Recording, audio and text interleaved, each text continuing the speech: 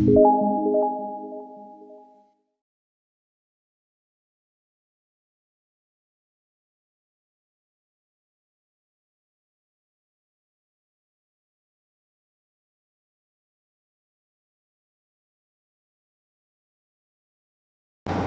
dia, boa tarde, boa noite, segundo ano. Cá estamos, tendo aula online. Não vou me alongar, porque vocês já me conhecem, eu já conheço vocês. Então vamos à matéria, tá bom? E é claro, minhas saudações à Camille, ao Rafael, ao Felipe e também à Karine. Vamos lá, galera, hoje nós vamos falar sobre a formação dos Estados Unidos. Para falar sobre a formação dos Estados Unidos, é importante nós sabermos que não foram Estados Unidos desde sempre, né? Nós estamos nos referindo às 13 colônias. As 13 colônias que foram colonizadas pela Inglaterra e posteriormente, a partir de seus processos políticos e econômicos, vão dar aí origem ao que nós conhecemos hoje como Estados Unidos. E é importante falar, dentro da formação dos Estados Unidos, que o correto, ou o mais correto, para não ser um pouco pedante no quesito historiográfico, o mais correto é nos referirmos aos nossos amigos que nascem nos Estados Unidos como estadunidenses, não americanos. Por quê, professor? Porque americanos são todos aqueles que nascem no continente americano. Eu sou americano, você é americano, o mexicano é americano e quem nasce nos Estados Unidos é americano também. Então, a nacionalidade deles é estadunidense. E aí a gente fala sobre um contexto mundial de colonização. Retomando lá as nossas aulas, né, nós vimos que do século XV ao século XVIII, várias potências da Europa elas estão se lançando, né, no processo de colonização. Colonização de colônias, óbvio, né? Colonização de novas terras a fim de busca de mão de obra, busca de matéria-prima, busca de mercado consumidor. E a Inglaterra não vai ficar fora dessa. A Inglaterra ela passa por um período, né, de efervescência política e ela tem como característica principal como nação, né, o absolutismo. Ou seja, esses territórios que vão ser conquistados pelos ingleses, que na verdade vão ser invadidos pelos ingleses, eles vão ser administrados de uma forma um pouco diferente, tá? Porque você tem um absolutismo característico, um absolutismo muito forte e enrijecido, que diferencia a Inglaterra de outras potências da sua época, tá bom? Então, por que uma nação se lança, né, no processo de colonização? Como eu falei no início, né, a busca dos novos territórios. Esses novos territórios vão nos trazer exatamente, vão trazer a eles, né, exatamente riquezas, tá? Esse é o contexto mundial, galera. Porque quando nós vamos estudar qualquer assunto, nós temos que olhar o mundo e depois o particular. Primeiro olhamos o todo, o mundo, que é um contexto de 15 ao 18 de colonização, e depois nós olhamos o particular. Quem é o nosso particular aqui? Ele é a Inglaterra.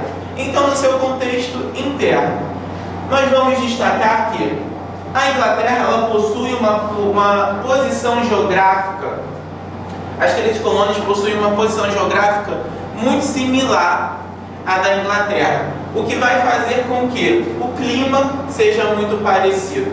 Não vai ser o que aconteceu, por exemplo, na colonização do Brasil, em que Portugal é frio e o Brasil extremamente quente. Então os ingleses vão sentir nas terras das 13 colônias, né, uma similaridade, uma familiaridade com o clima. Isso é muito importante, né? Então a gente pode destacar esses climas parecidos, que é o que vai estar ajudando, né, contribuindo para esse processo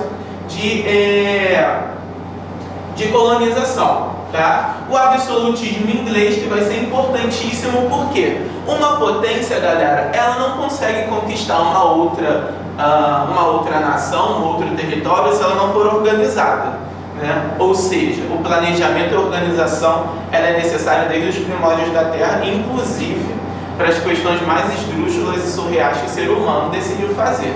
Então, quanto mais centralizado fosse o poder, mais condições você teria de colonizar. Então, para a Inglaterra isso não foi tão difícil, porque ela já vivia um período, como a gente viu, da dinastia dos Tudor e dos Stuart. Tá? A Inglaterra ela vivia, e aqui está o ponto-chave para nós entendermos, professor, o porquê, né? A razão pela qual, a razão que leva os ingleses, parte deles, saírem da Inglaterra e irem para as 13 colônias.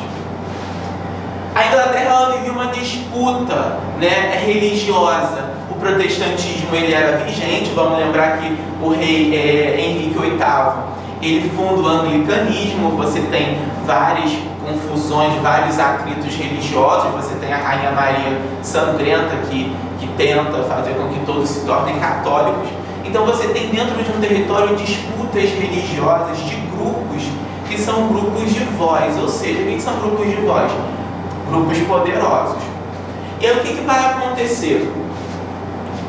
Parte desses protestantes que estão tentando fugir dessa confusão, né, dessa efervescência política por conta das disputas religiosas, eles vão decidir colonizar aquelas 13 colônias que vão vir a ser os nossos Estados Unidos. Os nossos não, o nosso não, deles, né? Dos estadunidenses.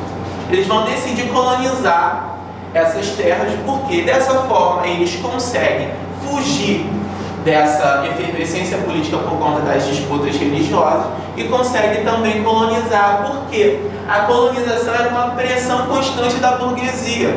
Galera, vamos lembrar que a burguesia é uma elite que ela vive a partir do comércio, a partir do lucro. Então, conquistar novos territórios é trazer matéria-prima, é trazer lucro, é encontrar mercado consumidor, né? Então, a burguesia está lá pressionando, sendo que a Inglaterra é absolutista ferrenha, né? Ela não está dando tanta voz aos outros grupos que não seja a realeza.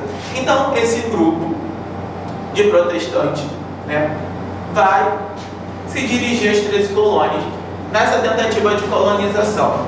Tá? Chegando lá, né, essas 13 colônias elas vão ser divididas em colônias do norte, colônias do centro e colônias do sul.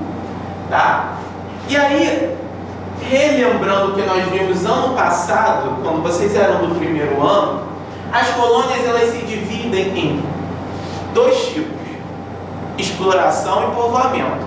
Você pode colonizar com o intuito de explorar e você pode colonizar com o intuito de povoar. Professor, qual é o intuito que esses caras, que esse grupo que está fugindo da Inglaterra, indo para as 13 colônias para colonizar, com uma ideia burguesa, porque eles também estão procurando lucro, qual é o intuito que eles têm? Bom, eles vão ter dois intuitos, né? E a gente vai ver isso mais adiante. Você vai ter o intuito de exploração, que esse cara, esse grupo, ele vai tentar extrair da colônia tudo o que ele precisa, né? Sem se preocupar com a infraestrutura, sem se preocupar com a formação de um status quo dentro daquele território. E você vai ter o tipo povoamento. O que é o povoamento? Bom, ele vai colonizar para povoar, então ele vai tentar trazer infraestrutura. Vamos lembrar quando Dom João veio para o Brasil.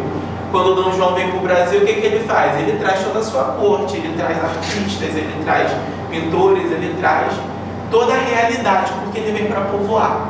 Muito diferente de quando o Brasil é invadido no seu primeiro momento, né? E por que, professor, eles usam exploração e povoamento? As colônias do norte e do centro vão ter um tom de exploração. As colônias de povoamento e as colônias do sul de exploração. E aí as colônias do sul vão ser caracterizadas. Bom, você quer explorar? Então, aqui está a chave de você entender a diferença entre exploração e povoamento. Você vai ter uma gestão direta da metrópole. Quando você está explorando, você tem uma gestão direta da metrópole, ou seja, ela influencia, ela determina, ela é quem diz o que vai acontecer e o que não vai acontecer. Numa colônia de povoamento, a administração já não é diretamente com a metrópole, né? A própria colônia ela tem um pouco de autonomia. Então, nessas colônias do sul, né, a gestão vai ser direta com a metrópole, caracterizando o pacto colonial que nós vimos já lá no 7º ano. A produção vai ser agrícola, basicamente tabaco e algodão. Vamos lembrar que o algodão ele é uma matéria-prima para o tecido, que é algo fundamental para a Inglaterra. E a característica do plantation. O que é a plantation, galera? Plantation, mão de obra escravizada, é um sistema de exploração na qual você tem 4 características: mão de obra escravizada, latifúndios, ou seja, é feito em larga escala, é feito em grandes territórios, monocultura, que é a cultura de um só produto ou poucos, por exemplo, algodão ou tabaco, e exportação. Você não produz para o mercado interno, você produz para exportar, você produz para vender, né? Então essas daqui são as características das colônias do sul e nós podemos considerá-las como de exploração.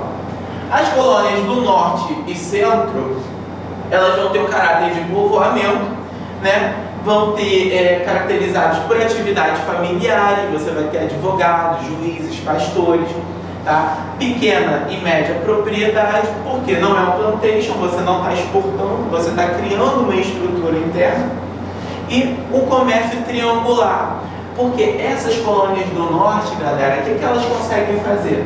Elas conseguem pegar o rum, que é comercializado com o Caribe, levar para a África, trocar por escravos que voltam para as 13 colônias para trabalhar nas colônias do sul. Isso sem a metrópole botar o dedo. Ou seja, aqui a administração não é direta com a metrópole.